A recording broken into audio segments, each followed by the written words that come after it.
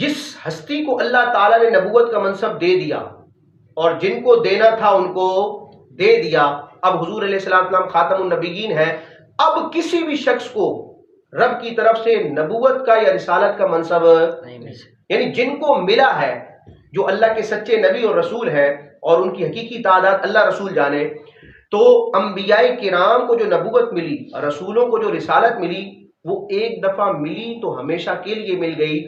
کسی بھی نبی سے نبوت اور کسی بھی رسول سے رسالت کا زوال یہ ممکن نہیں ہے۔ اس کو کوئی ممکن جانے گا تو اس کو علماء نے کفر لکھا ہے۔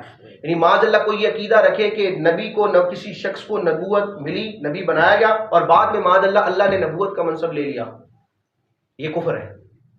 ولایت میں یہ ممکن ہے، بلکہ واقع بھی ہے کہ کئی ایسے افراد دنیا میں آئے، پچھلی امتوں میں بھی، اس امت میں بھی، کہ اللہ نے ان کو ولی بنایا، اپنا قرب خاص عطا فرمایا، ولایت ملی، لیکن اللہ کی خفیہ تدبیر غالب آئی، ان کی شامت اعمال کی وجہ سے ان سے ولایت کا منصب لے لیا گیا۔ وہ پہلے ولی تھے، بعد میں ولی نہ رہے۔ اس کی کئی صورتیں موجود ہیں، یہ ممکن بھی ہے، واقع بھی ہے۔ لیکن کوئی بھی اللہ کا سچا نبی بننے کے بعد نبوت کے منصب سے معزول نہیں ہوگا۔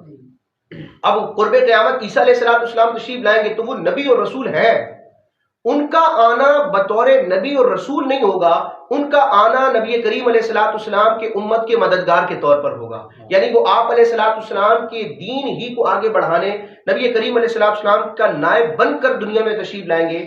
اور اس کی بڑی دلیل یہ ہے کہ جب آپ تشریف لائیں گے تو آپ انجیل مقدس کے مطابق فیصلے نہیں کریں گے، اس کے احکام نافذ نہیں کریں گے، حالانکہ وہ ان کو عطا کی گئی انجیل مقدس حضرت عیسیٰ علیہ السلام کو عطا کی گئی۔ آپ قرآن مجید فرقان حمید کے ذریعے ہی فیصلے فرمائیں گے اور اسی کے احکام کو کیا کریں گے؟ نافذ فرمائیں گے۔ تو اب عیسیٰ علیہ السلام بطور نبی نہیں آئیں گے، حضور کے امتی اور حضور کے جانشین بن کر آئیں گے، لیکن اس وقت بھی عیسیٰ علیہ السلام ہوں گے اللہ کے نبی، ہوں گے اللہ کے رسول، نبوت اور رسالت ان سے زائل نہیں ہوئی۔ تو پچھلے انبیاء کرام جو تھے وہ کسی خاص قوم کی طرف آتے تھے، لیکن پیارے آقا علیہ السلام فرماتے ہیں وَبُعِثْتُ إِلَى النَّاسِ عَامَّةً، مجھے تمام لوگوں کی طرف بھیجا گیا۔